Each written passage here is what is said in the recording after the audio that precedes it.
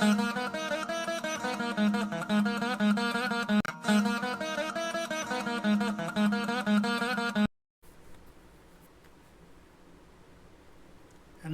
உங்கள் எல்லோருக்கும் கோவை எஸ்கேபிசி தாடலிலிருந்து பேராசர் கந்தசாமியின் நவராத்திரி நல்வாழ்த்துக்கள், பாராட்டுக்கள், நன்றிகள். நாம் நம்முடைய சிவில் இன்ஜினியரிங் தமிழ் டிவி வண்டிப்பைதா சேனலில் அபிராமி எந்தாதி பதிவுகளுக்கு ஒழு சேர்த்து இந்த நவராத்திரி நற்காலங்களிலெல்லாம் நாம் பாரதியாருடைய பாடல்களை எடுத்துக்கொண்டு திருமகள் வாழ்த்தையும் சரஸ்வதி வாழ்த்தையும் தந்திருக்கிறோம். அதனுடைய கடைசி நாளான இன்று நவராத்திரி ஆவதால் இந்த நவராத்திரி பாட்டை நாம் வழங்க இருக்கிறோம். இது எல்லா தேவிகளையும் பாரதியார் பணிந்து வழிபடுகிற அழகான பாடலாகும். வழக்கம்போல் இந்த பாடலை எல்லோரும் பாடி பயன்பெற வேண்டும் என்பதற்காக எளிய கவிதையிலே ஏற்கனவே பாரதியார் எழுதிய கவிதைகளை கூட சின்ன சின்ன அரும் சொற்களாக பிரித்து தந்திருக்கிறேன். நம்முடைய சேனலை நீங்கள் தொடர்ந்து பார்த்து வந்து அதை மறக்காமல் எல்லோரும் சப்ஸ்கிரைப் செய்து பார்த்து வந்து ஆதரவு வேண்டுமாய் கேட்டுக்கொள்கிறோம்.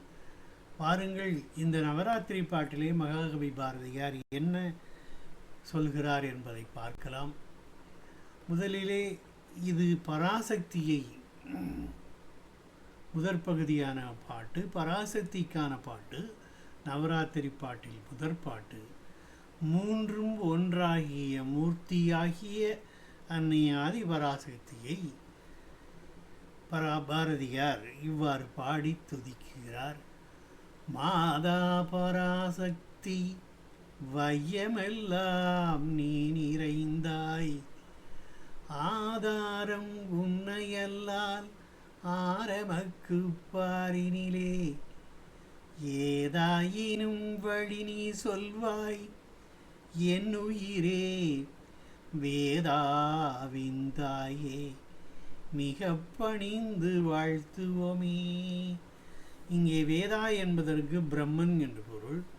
வேதாவின் தாயே, எல்லா தெய்வங்களுக்கும் ஆதிசக்தியான மாதா என்பதால் அவளை பராசக்தி என்றும், அவள் இந்த உலகமெல்லாம் நிறைந்திருக்கிறாள் என்றும், ஆதாரம் உன்னையல்லால் என்றால் இந்த உலகத்தினுடைய ஆணிவேராக 14 உலகங்களுக்கும் அவளே ஆதாரம் என்பதாலே இந்த உலகிலும் அவளைத் தவிர எனக்கு ஆதாரம் இல்லை என்பதாயிலும், ஏதாயினும் வழி நீ சொல்வாய் என் உயிரே, வேதாவின் தாயே மிக பணிந்து வாழ்த்துவமே என்று பாரதியார் பாடி துதிக்கிறார்.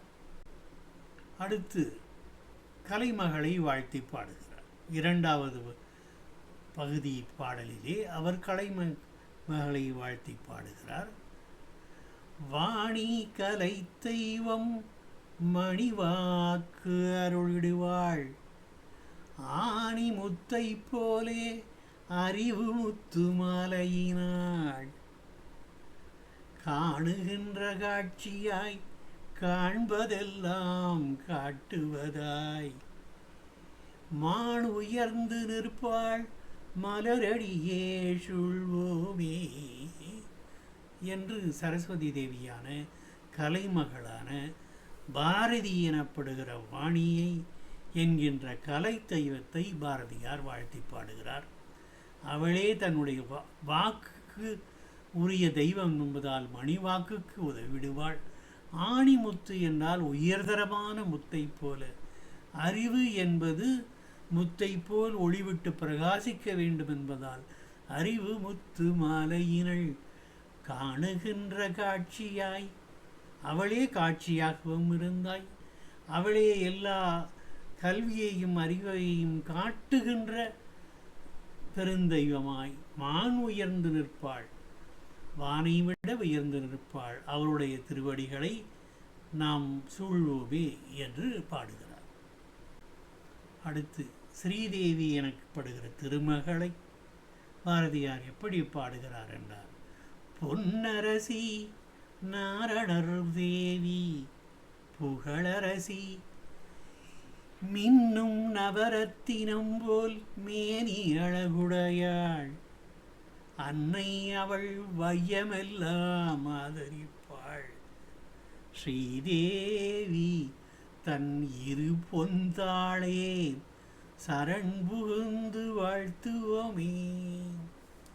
அவளே பொன்னரசி, நாரணர் தேவி, நாராயணனுடைய திருமகள், உலகத்தின் புகழுக்கெல்லாம் அரசி, மின்னுகின்ற நவரத்தினம் போல் மேனி அழகுடையாள். அவள் நவரத்தினம் போல் சிவந்த மேனி அழகுடையாள் என்று பொருள்.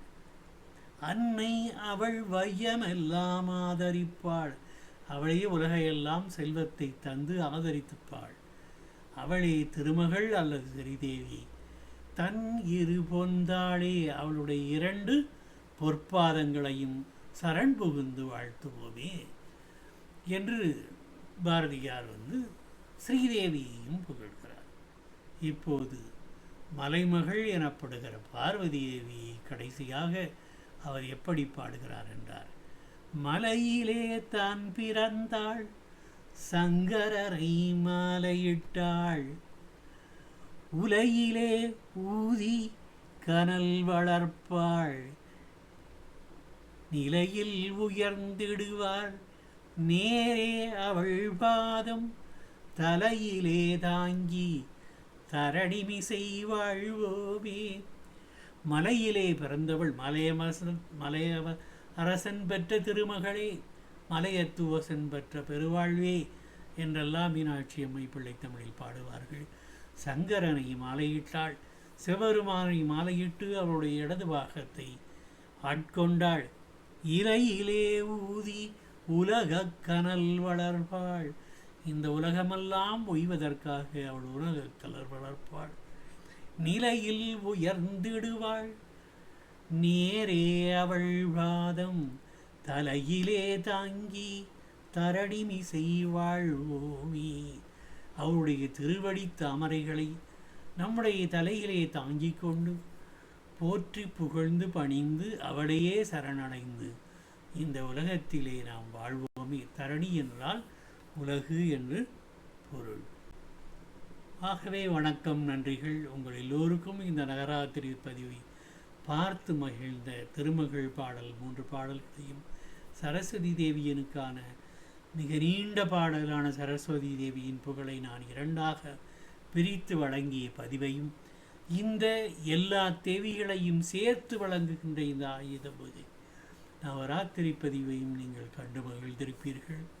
இனி நாம் தொடர்ந்து அடுத்த பதிவாக நாம் மீண்டும் அபிராமி அந்தாதியை 31வது பாடலிலிருந்து நாம் தொடர்ந்து நாம் பார்க்கலாம்.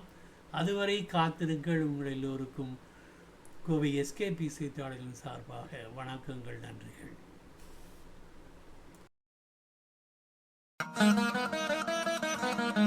Thank you.